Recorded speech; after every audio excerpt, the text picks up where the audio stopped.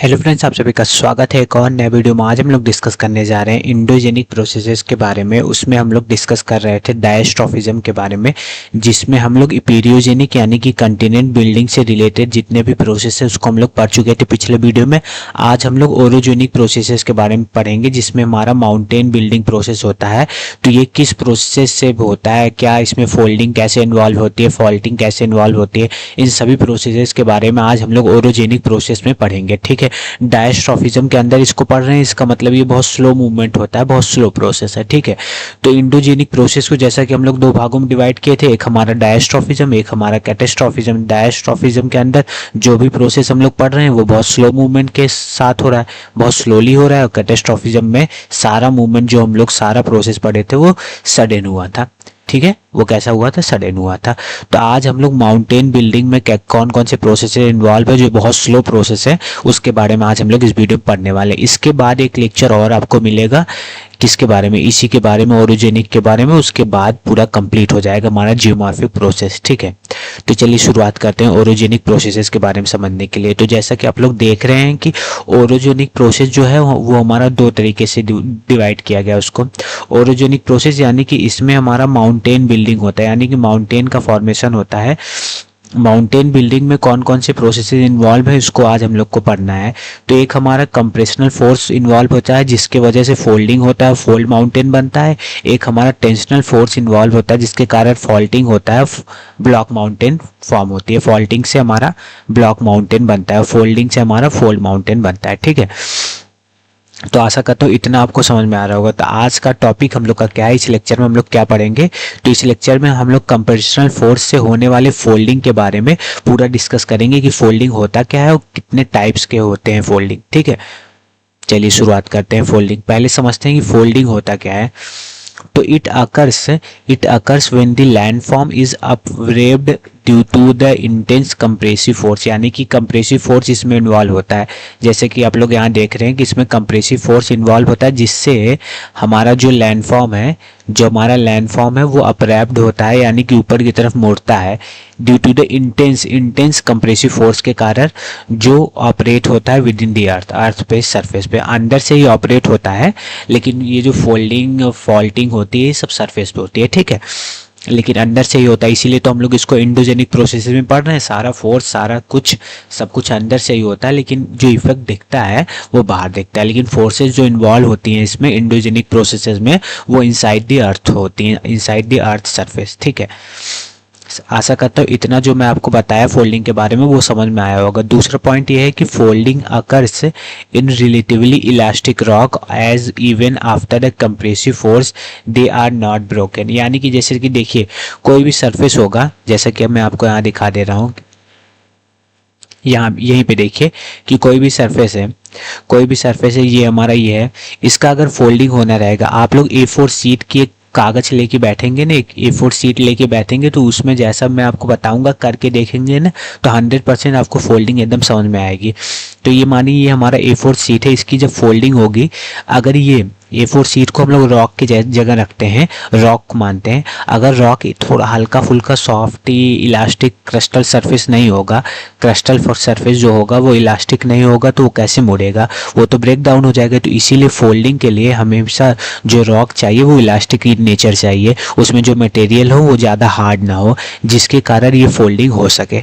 ठीक है, तो वही बोल रहा है कि ये जो फोल्डिंग होता है वो इलास्टिक रॉक में होता है, क्योंकि कंप्रेशनल फोर्स तभी लगेगा तभी यहाँ फोल्डिंग होगा सरफेस पे।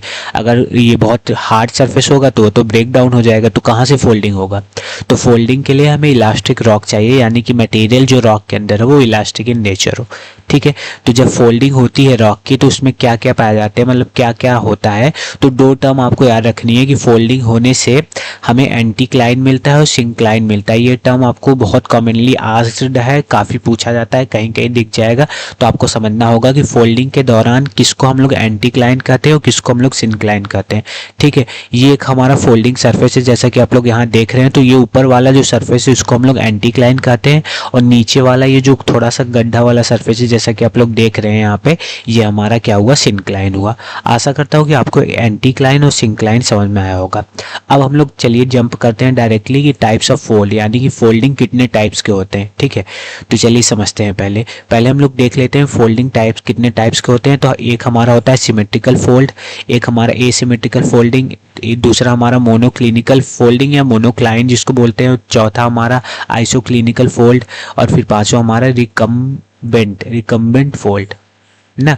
अब ये किस किस तरीके से इसको डिवाइड किया गया है और अलग अलग टाइप्स के फोल्ड है, तो अलग अलग इनका टर्मिनोलॉजी होगा, अलग अलग समझने का तरीका होगा, उसको हम लोग डिस्कस कर लेते हैं। ठीक है, तो चलिए देखते हैं कि सिमेट्रिकल फोल्ड में क्या होता है। तो सिमेट्रिकल फोल्ड मैं आपको बोला हूँ कि ए4 सीट अगर आप लोग लेके बैठेंगे तो जैसे जैसे मैं बताऊंगा वैसे वैसे करेंगे तो आपको पूरी अच्छी तरीके से फोल्डिंग समझ में आ जाएगी। तो ए4 सीट अगर आप लोग लेके बैठे हैं तो उसको दोनों तरफ से बराबर फोर्स लगाइए, मतलब दोनों तरफ से बराबर उसको कंप्रेस करेंगे तो ये फोल्डिंग कुछ इस तरह होगा कि अगर उसका एंगल देखा जाएगा तो वो बहुत बिल्कुल बराबर एंगल से दोनों साइड से डिवाइड करेगी। तो if the both the limb, यानी कि फोल्डिंग सरफेस है, ये एक लिम्ब ये हुआ, एक लिम्ब ये हुआ, दोनों लिम्ब कुछ इस तरह इंक्लाइंड है कि वो इक्वली डिवाइड है इक्वल एंगल पे। ठीक है, तो सिमेट्रिकल फोल्डिंग ऐसा फोल्डिंग होता है कि जब भी सरफेस का फोल्डिंग होगा, क्रिस्टल सरफेस का फोल्डिंग होगा, क्रिस्टल प्लेट का फोल्डिंग होगा, तो वो दोनों तरफ से कुछ इतना बराबर, ऐसा तो बहुत कम ही होता होगा, लेकिन ये बताया गया है कि टाइप्स ऑफ फोल्ड ऐसे भी होते हैं। सिमेट्रिकल फोल्ड भी होता है जिसमें दोनों तरफ से जो कंप्रेशनल फोर्स है वो बिल्कुल बराबर लगता है, इसीलिए जो दोनों लिम्ब है उसको अगर बीच से बाइसेक्ट करें तो दोनों तरफ का जो एंगल होगा वो सेम एंगल होगा। ठीक है, इसी को हम लोग सिमेट्रिकल फोल्ड कहते हैं। तो सिमेट्रिकल फोल्ड एक ऐसा फोल्डिंग होता है जिसमें दोनों तरफ से कंप्रेशनल फोर्स बिल्कुल बराबर लगता है, इसलिए फोल्डिंग भी दोनों तरफ का जो लिम्ब है वो बिल्कुल बराबर ही झुकते हैं, जिससे बीच का एंगल जो बाइसेक्ट करता है वो दोनों तरफ से इक्वल होता है। ठीक है, एसिमेट्रिकल फोल्ड क्या होता है? तो एसिमेट्रिकल फोल्ड एक ऐसा फोल्ड होता है जिसमें एक तरफ से ज़्यादा फोर्स लगता है कंप्रेशनल फोर्स और दूसरे तरफ से कम कंप्रेशनल फोर्स लगता है। इसी लिए जो दोनों लिम्ब है उसको अगर बीच से बाइसेक्ट करेंगे तो दोनों एंगल जो होगा वो सेम नहीं होगा, दोनों एंगल डिफरेंट होगा। तो एसिमेट्रिकल फोल्ड कैसे बनता है कि जब एक तरफ से ज़्यादा फोर्स लग जाए, कंप्रेशनल फोर्स ज़्यादा फोर्स लग जाए तो एक तरफ का एंगल ज़्यादा हो जाता है, एक तरफ का एंगल कम हो जाता है, लग जाए। इसके कारण हमारा क्या होता है? एसिमेट्रिकल फोल्डिंग होता है। ठीक है, आशा करता हूँ आपको सिमेट्रिकल फोल्ड और एसिमेट्रिकल फोल्ड समझ में आया होगा। ये तो हुआ हमारा कि सिमेट्रिकल फोल्ड की दोनों तरफ से सेम कंप्रेशनल फोर्स लगता है, एसिमेट्रिकल में एक तरफ से ज़्यादा लग जाता है। लेकिन मोनोक्लिनिकल फोल्डिंग में एक ऐसा प्रोसेस है जिसमें ये कुछ स्टेप लाइक फोल्ड होता है, यानी कि जैसे सीढ़ी में आप अलग अलग स्टेप होते हैं सीढ़ी में, लैडर में, ठीक उसी तरह इसमें ऐसा फोल्डिंग होता है कि एक ही तरफ से आप लोग A4 सीट जो लिए होंगे उसको एक ही तरफ से बस कंप्रेशनल फोर्स लगा के देखिए तो कुछ इस तरह का स्ट्रक्चर बनेगा, यानी कि एक ही तरफ से हमारा कंप्रेशनल फोर्स लगाया गया है सरफेस पे जो हमारा क्रिस्टल रॉक है, दूसरी तरफ से कोई फोर्स नहीं है, इसीलिए ये हमारा मोनोक्लिनिकल फोल्ड इसको कहा जाता है। स्टेप लाइक, कुछ सीढ़ी लाइक स्ट्रक्चर बनने लगता है, एक ही तरफ से कंप्रेशनल फोर्स लग रहा है इसमें। ठीक है, आशा करता हूँ कि ये भी आपको समझ में आया होगा। ठीक है, चलिए आइसोक्लिनिकल फोल्ड अब हम लोग देखते हैं, चौथा फोल्डिंग जो है उसको हम लोग देखते हैं कि ये क्या है। तो जो आइसोक्लिनल फोल्ड है, जो ये इसका जो लिम्ब है that are essentially parallel to each other दस approximately parallel to the axial plane, ये हमारा फोल्डिंग सरफेस है। ये आइसोक्लिनिकल फोल्ड में ऐसा होता है कि दोनों तरफ से काफ़ी ज़्यादा फोर्स लग जाता है, जिसके कारण जो सरफेस का जो क्रिस्टल प्लेट है वो कई बार फोल्ड हो जाता है। तो ये जो एक्सियल प्लेन है ये हमारा बीच से जो बाइसेक्ट करता है इसी को हम लोग बोलते हैं एक्सियल प्लेन बोलते हैं। तो बोला जाता है कि एक्सियल प्लेन से दोनों लिम्ब पैरेलल है, यानी कि इस साइड वाला भी जो लिम्ब है और इस साइड वाला जो लिम्ब है एक्सियल प्लेन के पैरेलल है। ठीक है, एक्सियल प्लेन के पैरेलल होता है और ये दोनों लिम्ब आपस में भी पैरेलल होते हैं जैसा कि आप लोग देख रहे हैं, ठीक है। तो आइसोक्लिनल फोल्डिंग तभी होती है जब दोनों तरफ से कंप्रेशनल फोर्स बहुत ज़्यादा लग जाए, जिससे जो क्रिस्टल सरफेस है वो कई बार फोल्ड हो जाए। इसमें अगर बोलेंगे जो एक्सियल प्लेन है ये किस वर्टिकल है कि हॉरिजॉन्टल है, तो एक्सियल प्लेन इसमें हमारा वर्टिकल है, ठीक है, वर्टिकल है। आशा करता हूँ कि आपको आइसोक्लिनल फोल्ड भी समझ में आया होगा, ठीक है। अब लास्ट एंड आखिरी फोल्डिंग हम लोग समझ लेते हैं टाइप ऑफ फोल्ड में, जिसमें हमें पढ़ना है रिकम्बेंट फोल्ड के बारे में। तो ये जो रिकम्बेंट फोल्ड है ये इसेंशियली हॉरिजॉन्टल एक्सियल प्लेन होता है इसमें, यानी कि अगर एक्सियल प्लेन इसका बनाएंगे तो ये हमारा सरफेस कुछ इस तरह फोल्ड हुआ है कि ये हमारा एक्सियल प्लेन है, ये हमारा एक्सियल प्लेन है और ये एक्सियल प्लेन हमारा हॉरिजॉन्टली इंक्लाइंड है यानी हॉरिजॉन्टल है। और ये रिकम्बेंट फोल्ड कैसे बनता है कि जब, जैसा कि आप लोग देखिए इसी में ये हमारा एक्सियल प्लेन है, A4 शीट में कुछ इस तरह अगर आप लोग इस तरह का कंडीशन बनाएंगे दोनों तरफ से बहुत ढेर सारा फोर्स लगा के, और उसके बाद इसके बाद वाला कंडीशन जो होता है आइसोक्लिनल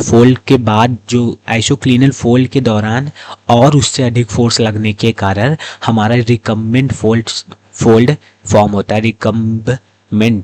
रिकम्बेंट नहीं है, रिकम्बेंट है। रिकम्बेंट फोल्ड हमारा आइसोक्लिनल के बाद जब अधिक और उससे फोर्स लगता है उससे हमारा रिकम्बेंट फोल्ड तैयार होता है, जिसका जो एक्सियल प्लेन है वो हॉरिजॉन्टली इंक्लाइंड है, ठीक है। Applied more force on this then break into two plates, यानी कि जैसे अब रिकम्बेंट जो फोल्ड है इसमें और अधिक कंप्रेशनल फोर्स लगाने से हमारा ये दो अलग अलग प्लेट्स में डिवाइड हो जाता है, कुछ इस तरह दो अलग अलग प्लेट्स में। एक प्लेट हमारा आगे की तरफ मूव करता है, एक प्लेट हमारा पीछे की तरफ, इसी को हम लोग बोलते हैं नेपे, बोलते हैं, ठीक है। तो आशा करता हूँ कि मैं आपको पूरा फोल्डिंग समझा पाया होगा और उसके टाइप्स भी समझा पाया होगा। तो कमेंट करके ज़रूर बताइएगा कि वीडियो कैसा लगा और थोड़ा फीडबैक दीजिए क्योंकि बहुत ज़रूरी है फीडबैक आपका, और वीडियो समझ में आ रहा है कि नहीं। एक और लेक्चर जियोमॉर्फोलॉजी में बाकी है, उसको हम लोग कंप्लीट करके क्लाइमेटोलॉजी में जंप करेंगे और अच्छे से क्लाइमेटोलॉजी को भी कंप्लीट करने की कोशिश करेंगे। तो आशा करता हूँ कि वीडियो आज का आपको अच्छा लगा होगा और वीडियो को लाइक एंड चैनल को सब्सक्राइब जरूर करिए।